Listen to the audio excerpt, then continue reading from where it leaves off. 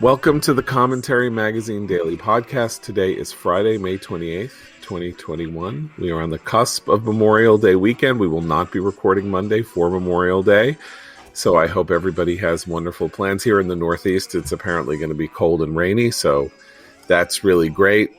Very excited about that, even though, according to Noah Rothman's own governor, Memorial Day was the magical time when suddenly every fact pattern that we've seen in relation to COVID over the last 6 months suddenly immediately came true, and the state can open for Memorial Day so everyone can get rained on. So the science doesn't follow the weather, John. The science is the science. That's absolutely true. That, of course, being Associate Editor Noah Rothman. Hi, Noah. Hi, John.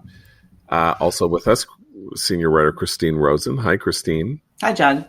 And Executive Editor Abe Greenwald. Hi, Abe. Hi, John. Abe, I got to tell our listeners that the mail continues to pour in, which is interesting about our asking you guys whether we should remain a daily podcast or not. I think we got another 150 to 200 emails yesterday, and there are two things overwhelming. So this brings the total to, 500 or 600. Anyway, there are two important things to say. One is that the overwhelming majority of you wants us to continue daily, and so we're going to continue daily. Some people were saying, if you find it too much of a burden, and I understand if you find it too much of a burden, but I really like it. I got to tell you, to be in all honesty, we do not find this a burden. We're loquacious people. We would be talking anyway instead of not talking. If there were no podcasts. So we're happy to do it as long as people want it, and you appear to want it. That's number one. Number two, they want more Abe. People want more Abe. Now, I don't know if the wanting of more Abe is itself a testament to Abe's brilliant and careful management of his time on this podcast so that every aperçu lands like a brilliant diamond, dug from a mine. But Abe, they want more of you. There's no accounting for taste. Okay, see, that's really good. That was an excellent riposte. Just the kind of thing that makes them want more Abe. But this could be the end of me, because now there's pressure with every line. Well, welcome to the show, buddy. You're in the big leagues now. You gotta throw the changeup and the fastball and a curve. You can't just have one pitch. The kind of I'll just drop in, say something good, and then I'll lay back. There are expectations. I thought I'm the one that went into this saying, "Go easy on me." You did, and they did. They went easy on you. Yeah. Let's face it. One place where they're not going easy on anybody is Wuhan.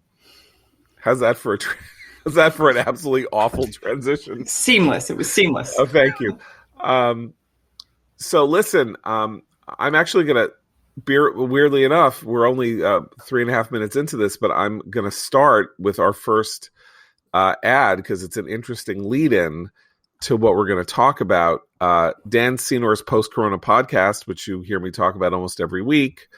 The podcast that Dan started, you can get at Apple Podcasts and Google Play and Stitcher and wherever you get your podcasts, to lay out the lay of the land in the world of what life is going to be like when we emerge from Corona. And one of the clear things that is emerging as we come out of Corona is a renewed interest in trying to get to the bottom of how this all started. And so Dan has two guests on his podcast that drops today, and you can listen to post-Corona. One is commentary columnist Jim Meggs, and he starts his podcast with Jim laying out the story of the lab leak hypothesis, where it comes from, why people thought it was happening, and how this idea was essentially stymied from its origins by a concerted effort to say that the idea itself was illegitimate given the nature of the pandemic. And then he follows up with a long interview with Senator Tom Cotton, who, of course, is not, I wouldn't describe him as the founder or originator of the lab leak hypothesis, but he was the leading politician in Washington to say, and wrote an op-ed in the Wall Street Journal on this very point, I believe in March of 2020, to say that there was evidence, and he is a member of the Senate Intelligence Committee, evidence that the virus, which we had been told jumped from the wet market or something like that in Wuhan, where people buy live animals, exotic live animals to cook them, that it jumped from a bat or something like that into humans because of this. And and he said, there's more evidence, we don't know, but the Wuhan Viral Laboratory Institute is only blocks away from the wet market in any case. And so we're looking at this one place, and why aren't we looking at this other, where in fact there is a history of working with and around coronaviruses. And for this, of course, as we know, Tom Cotton was pilloried by the mainstream media, called a conspiracy theorist. The Wuhan lab leak theory was called a conspiracy and part of some effort to, I don't know, burnish Trump, be xenophobic. It's not entirely clear to me what the national political ramifications were. This was early enough that there shouldn't have been much of a difficulty or a problem being able to say, hey, there's something suspicious going on in China. It's not like China's reputation was at an all-time high when this happened. China had just squashed democracy in Hong Kong, something that the entire world, including Democrats and liberals, viewed with horror and dismay, as the communist authoritarian government moved as it does inexorably in the pursuit of its own interest. But the WHO didn't want it, and apparently Democrats and liberals didn't want it because they believed somehow that it would help Trump to be able to say that it was the Wuhan flu. And so the podcast goes through all of this with Senator Cotton, and into the question of why now? Why has this lab leak hypothesis suddenly come charging out of the shadows and back into the center of the American political discussion? It's an amazing conversation. Post-Corona with Dan Senor, a very important podcast.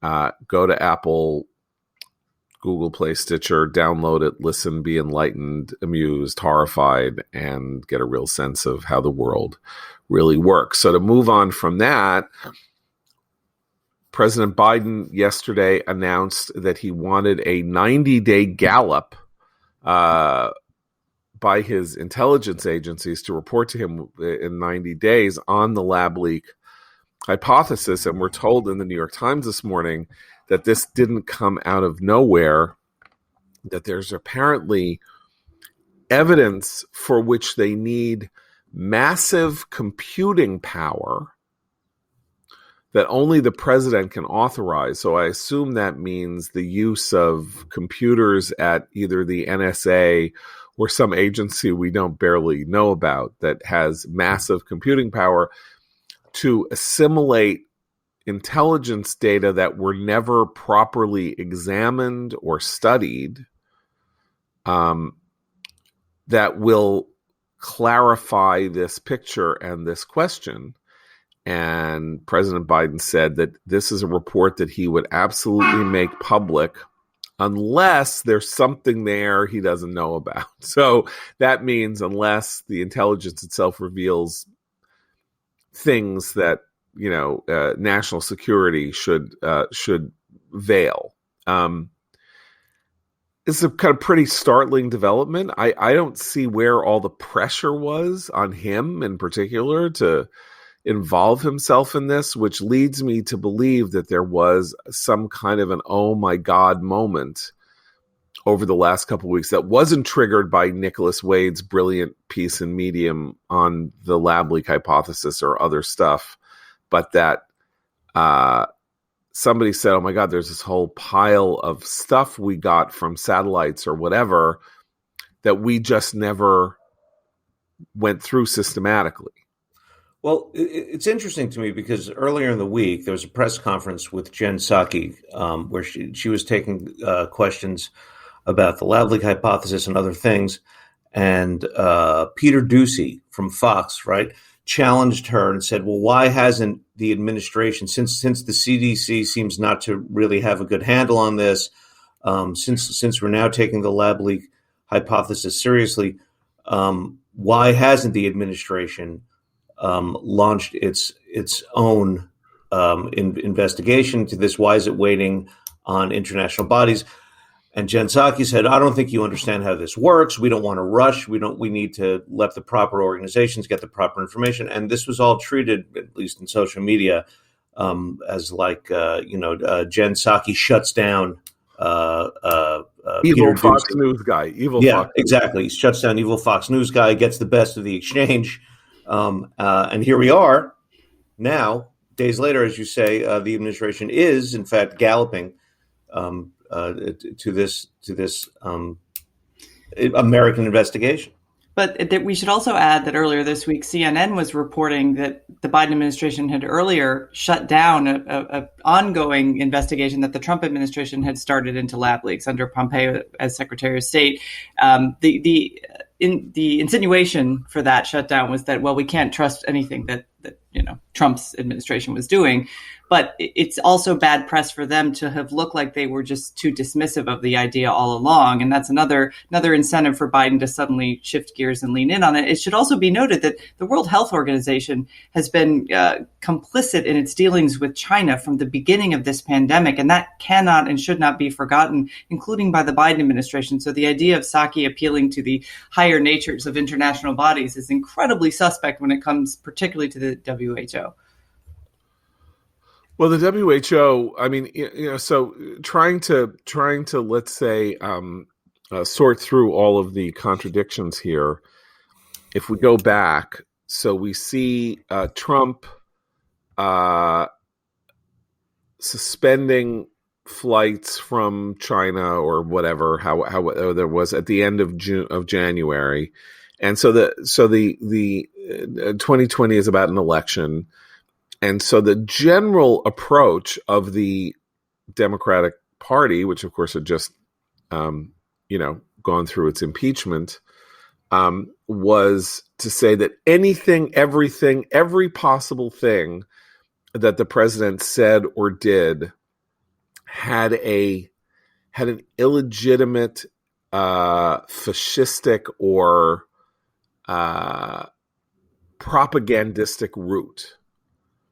And so it sort of didn't matter what he said or what he did. Everything about him was evil, I'm sort of trying to think of a sort of a character in the annals of literature to sort of reflect this. He was like a bad guy. He was like a cartoon bad guy. So if he said something was white, you had to assume something was black.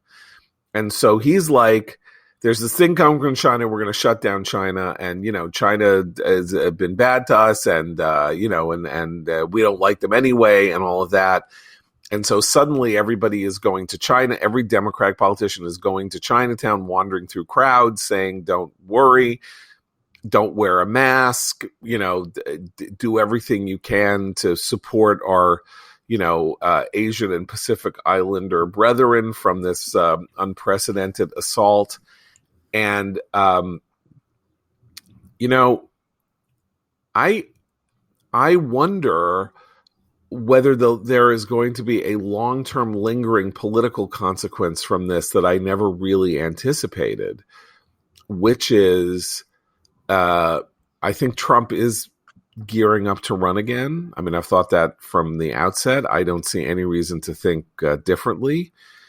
And the exposure of the if this happens, the truth, or that it's more true, more likely than not that the lab leak hypothesis is real, will allow Trump to put himself in a position that he was not in during his entire presidency, which is that he was a truth teller. He was a truth teller, and they cut off his legs and destroyed his presidency because they didn't want him to tell the truth. And that can spread outward to things like the remdesivir treatment, which, as you'll remember, Trump saying, there's this stuff called remdesivir can really help, was treated as some act of monstrous quackery. He was some snake oil salesman.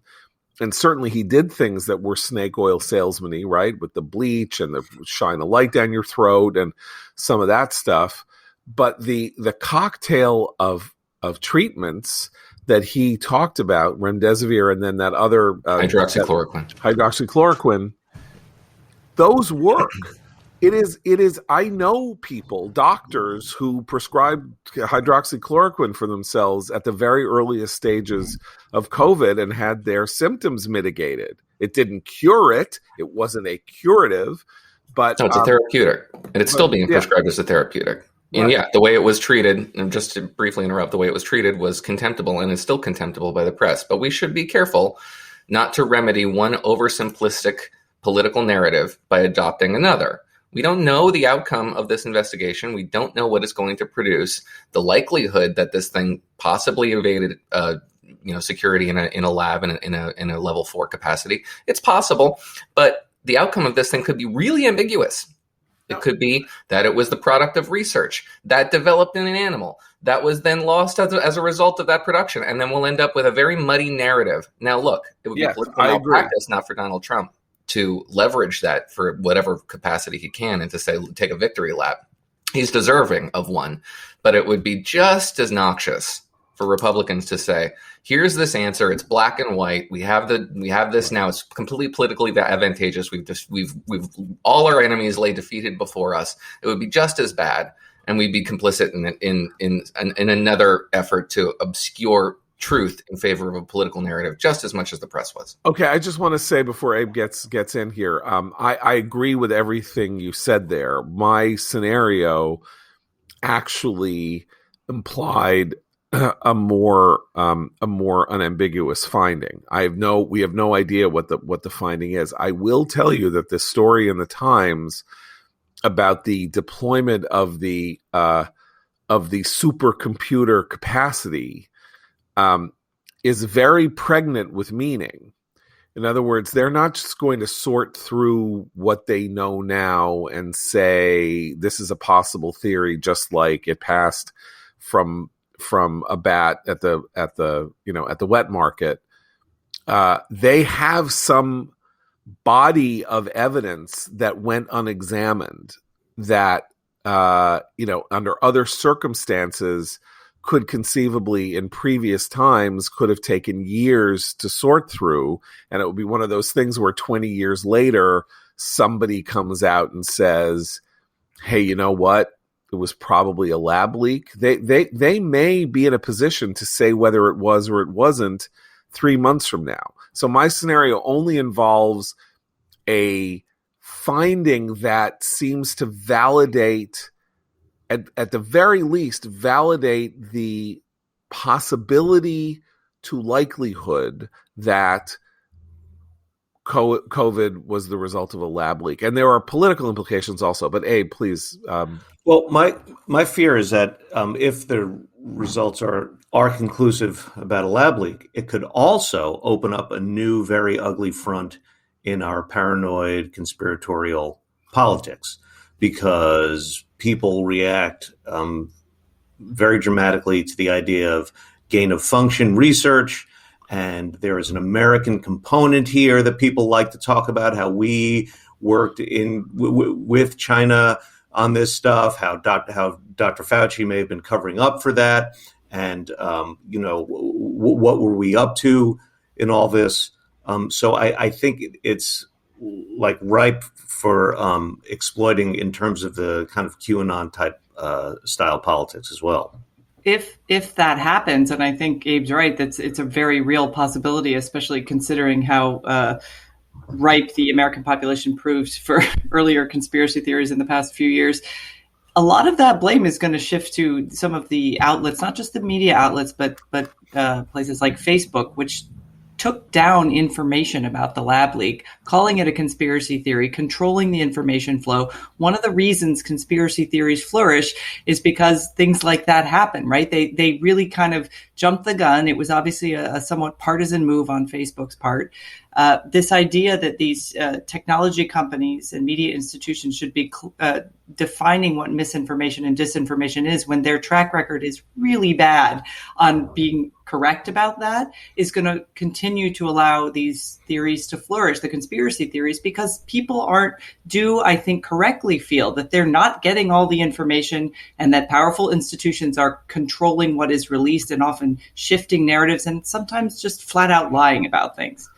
It's an inevitability, but it also replaces, it all violates Hanlon's razor, right? I mean, just the assumption on the press that everything Donald Trump said was evil as opposed to just dumb is a violation of Hanlon's razor. The notion here that what happened in this Wuhan land was malicious, was an act that was done to us. It was a violation of Hanlon's razor. We should assume everybody just acted as they with the best of intentions, but really stupidly, because that's usually how it happens. Who is Hanlon? Heinlein. It's either Heinlein or Hanlon. They're both reproduced in different fashions. But the razor is that we should never assume malice when stupidity is a more so Robert more comprehensive explanation for human behavior. I just didn't know there was another razor other than Occam's. There are many razors. Okay, yeah, I have a razor. I even have my own razor. You do? Everybody's got to have a razor. Rothman's razor. 5 blades. Sure. Yeah, well, that's a whole. We're not getting into that because we used to have a razor sponsor and we don't have one anymore. So the hell with them.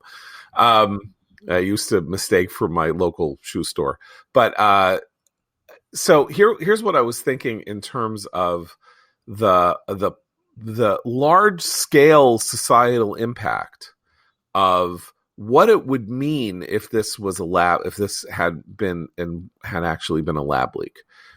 Last night, Zeke Emanuel, the brother of Ram and Ari, the doctor who says things like everybody should die at 75 because what's the point? Which is a nice thing to say to my parents who are currently 91 and about to be 94 and seem to be living a very nice life. So the hell with him, Zeke Emanuel, and his repellent philosophy about how we all have a duty to die, so that I don't know why, so that he can stand around and be on more panels. But anyway, Zeke Emanuel is a doctor, helped with Obamacare, did some good work in the 80s against Kevorkian and all of that, though that actually had interesting negative implications also. But he went on he was on Kate Baldwin's show or something on CNN, and was asked about the lab leak, and he was like, I don't know why we want to look into the past. We need to be looking into the future to prevent the next pandemic.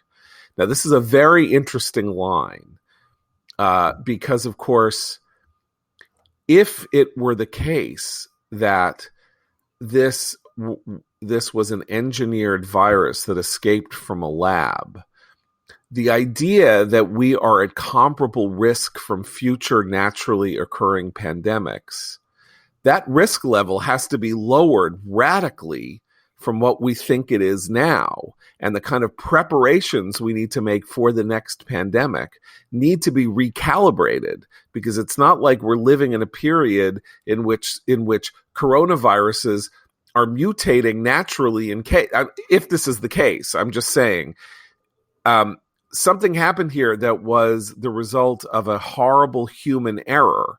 And the entire planet doesn't have to recalibrate itself after one horrible set of human errors, and make its economies more conditional and do all this kind of prep stuff, because these kinds of errors you can shut the barn door after the horse has fled. You can come up with new locks to make sure the horse doesn't flee, and this is a whole set of new policy ideas that are created by the possibility that the lab leak hypothesis is correct. Abe, you were going to say. But I can think of sort of two framings of this in which that's not necessarily the case.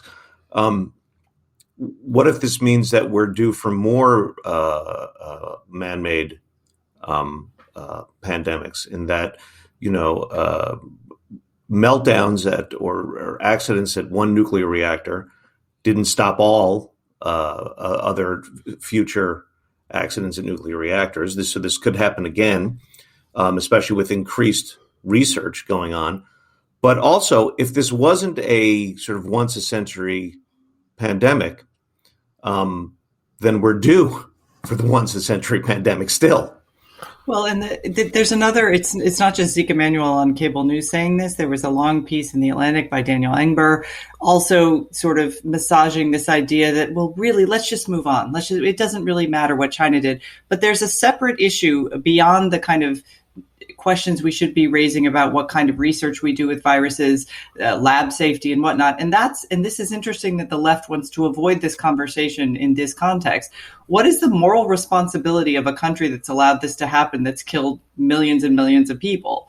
So what is China's global responsibility, both to, the world now and for acknowledging how it behaved? And what did they learn from watching what happened over the last year that could actually, from a geopolitical standpoint, be very dangerous for the United States of America and any other free country? Because that's the question that one would hope our great minds in the Biden administration would also be asking. And I find it curious that they don't. Maybe they're doing it behind closed doors. But that's a discussion the public would benefit from hearing from our leaders. Biden is willing to tell anybody who wants to listen that America's biggest challenge, geopolitical challenge, is a rising China. We have to counter it. We have to contain it militarily, roll back its soft power. All this stuff he's committed to. This is the biggest tool in the tool shed if he's handed it.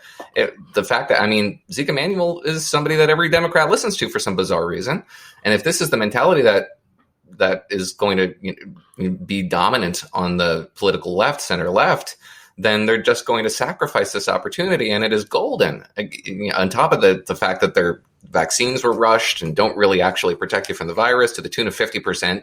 They're sham vaccines. The president could make a really big deal of how China blew this thing and put us all into a year of misery, and they should pay for it. Okay, but this is a very, very interesting place this conversation has gone, because it gets to, what does Biden mean when he says we're in a competition for China for the soul or the future of the 21st century?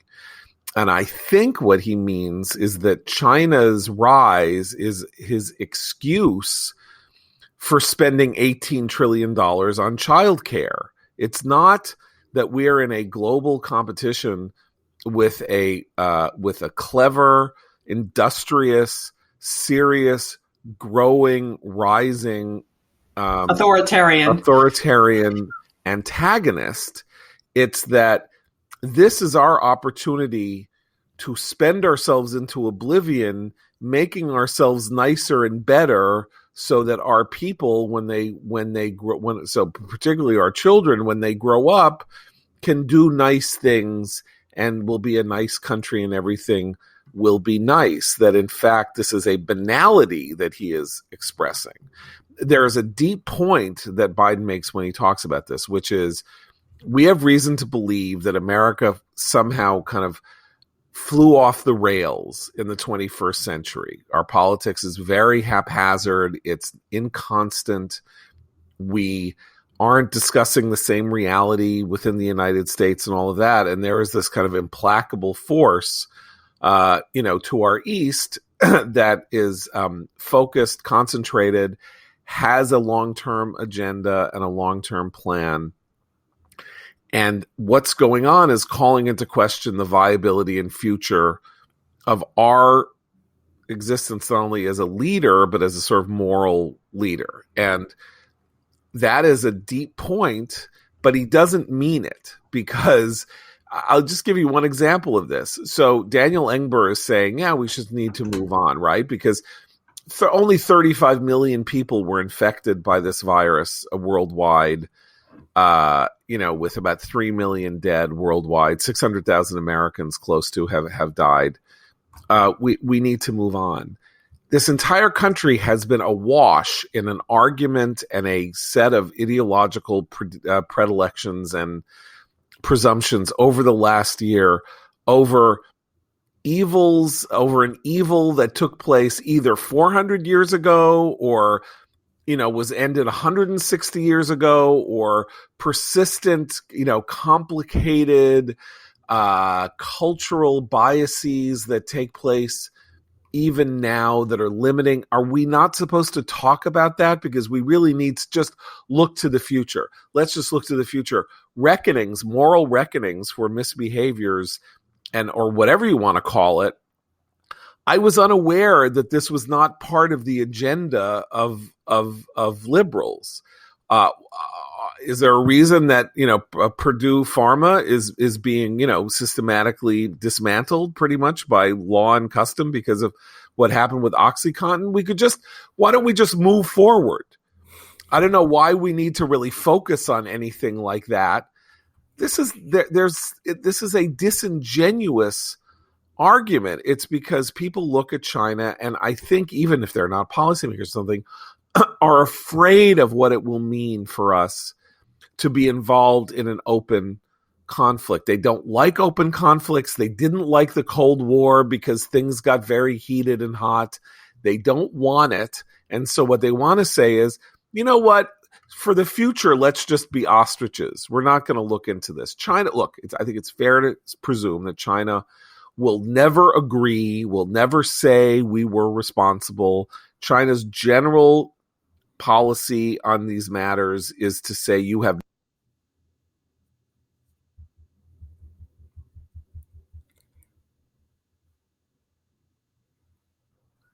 Oi. Now you're back. Okay, you missed that. China's general policy on these matters. And then it dropped out. Oh, okay. That's weird. It looked like you just hit the mute button, basically. Yeah, but it did it itself. I don't. Oh, that's weird. Okay, it's China. Okay, yeah. Okay. China's general policy is not to admit fault or error, but to say no one in the world has any right or any business examining what goes on inside our borders. This is our sovereign land. These are our sovereign behaviors. What goes on in the Wuhan lab is going on within Wuhan, which is within the prefect of X, which is within China. And you can all go hang. You don't have any right to talk. Mostly, not 100%. I mean, it'd be a mistake to talk about China like it's Hussein-era Iraq and weapons inspectors. They do get access to these things. There are data sharing regimes. The Chinese government itself admitted the failure of its own vaccines. It can be forced into, or at least induced to accede to the correct view of things when the evidence is overwhelming. This is not a completely rogue state. Okay, so let's forget them and let's just talk about our own spiritual malaise when it comes to confronting China. Can I give one example, just of the soft cultural power that China already exercises over some institutions in this country? John Cena's apology to China for calling Taiwan a country recently. This made the rounds, I know, in social media and entertainment news, and then people promptly forgot it, but they shouldn't forget it. A major American actor who just made a film for a major American movie company apologizing in broken Mandarin to the Chinese people for having offended them. What on earth is that? Well, I mean, that is a clear commercial. That was a clear commercial calculation, right? This could harm the box office of Fast and Furious 9. I'm really excited to be in the Fast and Furious franchise. Boy, that's a good franchise to be in. I can make a lot of money. And the studio said, you better do this or we're not going to be able to cast you in Fast and Furious 10 or in any of the other things we might want to cast you in. And he did the prudent thing and issued the apology, because what does he know about Taiwan? What does he know about China? He knows nothing. He's a wrestler. But again, this is why when people ask me as a conservative, why do you constantly enjoy calling Hollywood people hypocrites, this is why. Because he doesn't know anything about Taiwan and issues an apology now, but at the Academy Awards, he's going to denounce slavery. I mean, right. This is where we are culturally. It does drive conservatives crazy in a way. I think it doesn't other people, but this is why. Right, but I mean, so I wanted to talk about a certain degree of the kind of cravenness in this regard, which is long before Trump started being a hardliner on China, we neocons I did this at the Weekly Standard in 1996. We did a special issue on the threat of China, and props to Rupert Murdoch. And I say this seriously, Rupert owned the Weekly Standard. We did this issue on China.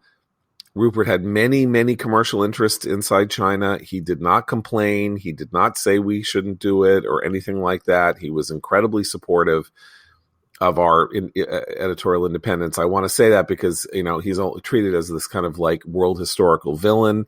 And in fact, as somebody who believes in editorial independence and free expression when he grants it. And so this was a real thing. But we did this thing about why China is a rising antagonist and we need to keep our distance. And a lot of it was about commercial stuff. And basically we said, look, they don't recognize sanctity of contract. They don't recognize good work. They don't believe in intellectual property.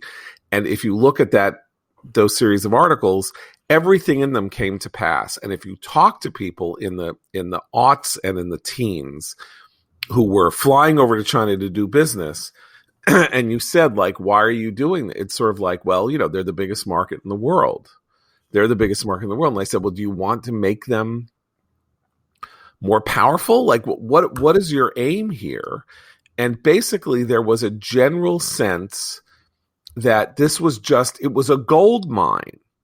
And like people said about the gold rush in the 19th century, if you just went there, the gold nuggets were just lying next to the river, waiting to be picked up. And the systematic dismantling of property rights and this and that, and sort of the intellectual thievery and the kind of turning a blind eye to human rights violations and all of that was all part and parcel of an attitude in which the West effectively contributed to China's rise, not only because it took advantage of, the fewer regulations, the lower labor costs and all of that, but also because bankers were looking to get rich, and VCs were looking to get rich, and these companies were looking to maximize their profits and all that. And that's what they're supposed to do. But it's not what our government is supposed to do. Our government is supposed to look at the larger frame and look at this and say, is this really good? And here we are, almost 30 years later, and we sold the rope that they're going to hang us with, which is famously what Lenin said capitalists in the West were going to do for Russia. These useful idiots will sell us the rope we'll hang them with. Only in this case, the rope was something they didn't even want to use, which is obviously China didn't want a coronavirus to escape from a lab. That was that if this happened, and again, I'm going to keep saying if this happened because I want to follow Noah's point. If this happened, it was a dreadful industrial error that they made, that they wished hadn't been made. Otherwise, they wouldn't be hiding it, and they wouldn't be lying about it, and they wouldn't be running with their tail between their legs, maybe invading Hong Kong to distract from the coronavirus. But, I just want to say on this matter of Trump as China truth teller regarding COVID and, coming forth and being the one to take them on. We shouldn't forget there are many, many quotes from the beginning of the pandemic from Donald Trump saying things like, I just spoke with Xi. He's being very cooperative. China's handling things very professionally. They've got it under control. All sort of Baghdad Bob style stuff coming from Donald Trump about China and the virus.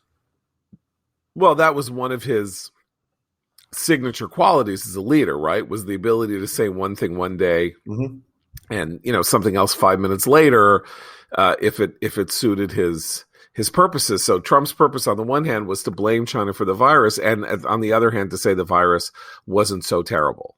and things weren't going to be so terrible because, as he said, he wanted to be a cheerleader and he didn't want, the country to, fall into, I don't even know what. I mean, the greatest political blunder of our lifetime, I think it's fair to say, was Trump's decision to embrace this isn't so bad. We'll all be out and about, by Easter 2020. It'll, I assume everyone's going to be in church by Easter 2020. Had he been more resolute, more serious, calmer, more focused, and a lot of things that he probably can't be, we would be living in a very different reality today. I don't know that the death toll would be lower. I don't know that we would have anything would have been handled better or worse. But his inconstancy wouldn't have been the major political issue of 2020. Having said that, we haven't actually dealt with this thing that I brought up, which is what will it mean politically if the lab leak hypothesis is proved true or more likely than not, or basically that the conventional wisdom turns to say, yeah, it was probably a leak from Wuhan because from the lab, because if so, we're in a new political reality. There's nothing like this. I mean, it would be as if Chernobyl happened and 500,000 Americans died of radiation poisoning. I mean, I'm trying to think of an analogy. Well, I guess, but it requires a set of leaders and a commercial culture that's willing to confront this. And the evidence that we have is that we don't have that.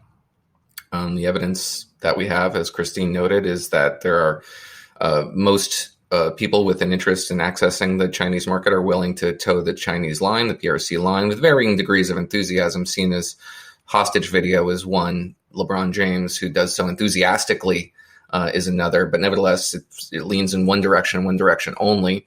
We saw a world react with revulsion and horror over the crushing of democratic protesters in Hong Kong, and that just sort of disappeared. There were no consequences as a result.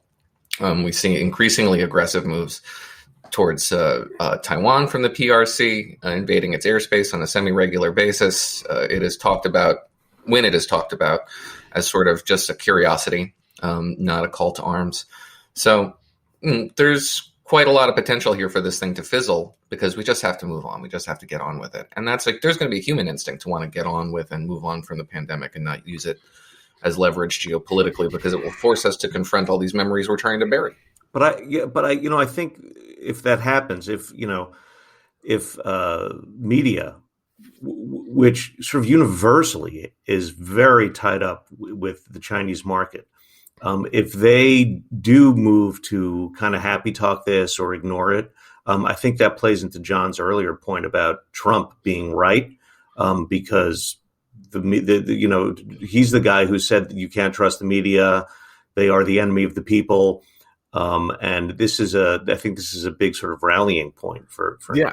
Hollywood's craving this, Silicon Valley's craving this. Like, think about that. So Hollywood's craving this not only in the John Cena case, but stuff is going to be happening with Disney over the next 3 or 4 months. So Academy Award-winning director Chloe Zhao, who won the Oscar this year for her movie Nomadland, which won Best Picture, is Mutatis Mutandis, the director of the next huge Marvel franchise movie coming out in the fall called The Eternals. And dropped their trailer. Yes. Right. 10 years ago, in an interview with Filmmaker magazine, Chloe Zhao, whose family emigrated from mainland China when she was in her teens, said she was happy to leave China because she could not bear living in a country that ran and functioned on lies and deceit and propaganda. Mysteriously, this quote from Filmmaker magazine has been disappeared down a memory hole. Somehow, Filmmaker magazine's version of this is no longer to be found anywhere online, and the issues of the magazine are not available, like even on eBay, or if they come up, somebody buys them. Disney has clearly been systematically attempting to memory hole this criticism because it is terrified it is terrified that this $300 million movie is going to be denied the franchise in China. And clearly, one of the reasons that they hired Chloe Zhao in their ignorance to be the editor, to be the director of the Eternals, was that she was a Chinese national. And they thought that this was something that was exploitable in China because, weirdly enough, Marvel superhero movies don't do all that well in China. And in an effort to make sure that that changed, not only had they made this, the Eternals, but they made a movie called Shang-Chi, also due out in the fall, another Marvel Cinematic Universe movie that is about a Chinese superhero, having made last year, or having released last year, Mulan, the live-action remake of the Chinese folktale cartoon that they had made in the 90s. And in a release document of the movies that are about to come out in China, issued by the Chinese government, apparently, yesterday or the day before, the Eternals and Shang-Chi are not on the list. So China is in some interesting gavotte game with Disney. And if you read Bob Iger, the outgoing CEO of Disney's memoir, The Time of His Life, or The Time of My Life, he goes into rhapsodic detail about his incredible skill in negotiating the opening of Disneyland in Shanghai and what he did and how he made good, he explained to the Chinese why this would be good for them and blah, blah, blah, blah, blah. And China now has the whip hand on the most important entertainment company in the world. It can futz around with it on the question of whether or not these things are released. And then you got Apple, which is manufacturing phones all over. And what's the thing about Hollywood and Silicon Valley? They hate Trump. They hate Trump. They don't like Trump. Nobody there likes Trump. Everybody talks against Trump. Social media, they're supporters of doing everything they can to, make sure that Trump doesn't have a position on social media and all of that. So this isn't just the media, the way we think about it, which is, the New York Times and networks and all of that and how they all hate Trump. This is Solons of American business. If you need an accelerant for your new accelerant for your populist message, it is these companies are fronting for the regime that may have killed 600,000 Americans. And it's a real quandary for the cultural left in this sense. I mean, you mentioned Mulan. Mulan, there was a little mini controversy over that movie because parts of it were filmed in, I'm going to mispronounce it, but Xinjiang province, where the Uyghur minority is currently being imprisoned by the Chinese government, and where an overwhelmingly effective and terrifying authoritarian surveillance state has been created, which the Chinese government sees as a really wonderful, they treat it like it's a celebration that Disney, remember the Disney village where, everything's perfect. It looks like the Truman Show. Like they're creating a surveillance state version of that in this province where Mulan was filmed. And, the cultural left won't go to North Carolina to film a movie if there aren't appropriate number of transgender bathrooms. And yet, there are so many hypocritical moves on the cultural left now that will continue to and should be exposed and discussed and talked about. Abe, so doesn't this suggest something about the cultural left or liberals, as I was talking about this in relation to the year of, condemning America, saying America was rotten or sinful or evil at its root in 1619 and all of that.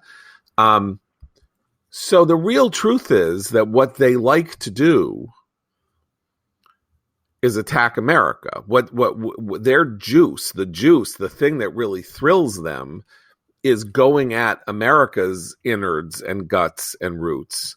And they view any effort to question the international order or the way things are going in other places where we might take a moral stand as a distraction from this vastly more important effort.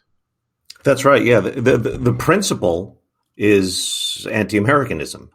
It's not combating injustice and evil. Yeah. It is standing sort of against America. And also, once you decide that that the U.S. is so evil that we're in no position to tell anyone else how to run their affairs, you hand over, the rules of the game to every other bad actor. That's it. And let me point out another thing, Noah. The New York Times did a piece earlier this week highlighting the lives lost, the 68 children killed in the Israeli strikes on Gaza.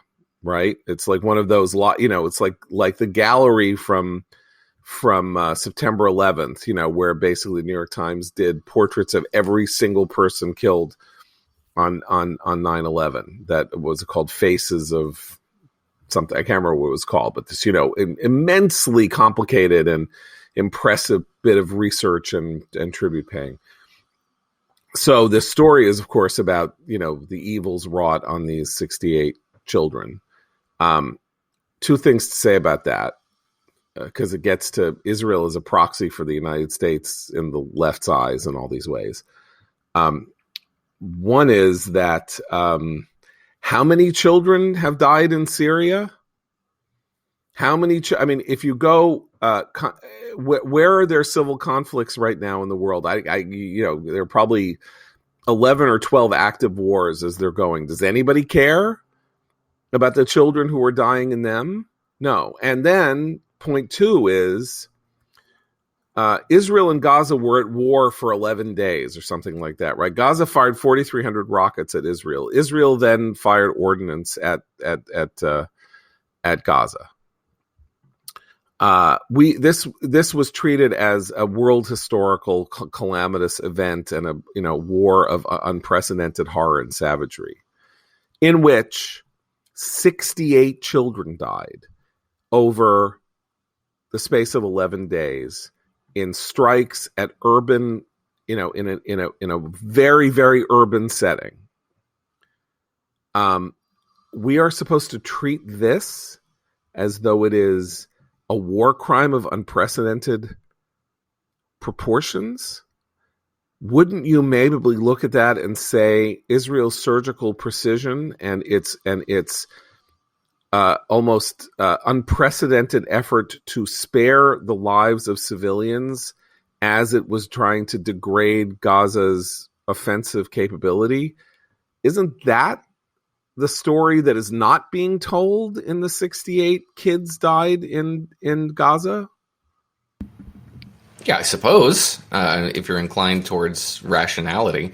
Going back to the China stuff, this is, there's this element on the left that thinks that this was all a game designed to get the United States back involved in the Middle East. And they're so desperate to divorce. We're so desperate to divorce ourselves from the Middle East. And all Joe Biden wants to do is pivot to Asia. That's all Barack Obama wanted to do. That's all Donald Trump wants to do. And every time, the Middle East pipes up and just keeps dragging us in there. And the Trump administration's chief legacy achievement in that area is that if you were to actually engage in this region with a theory of geopolitics that takes into account reality and not the solipsism that the peace processors have devoted themselves to, you can actually give yourself space to divorce yourself from the region, to reduce your level of commitments and create a more stable balance. That's a lesson that we should apply probably to many other places. The theme of this podcast seems to be Donald Trump was right. So I want to introduce one little last Donald Trump was right.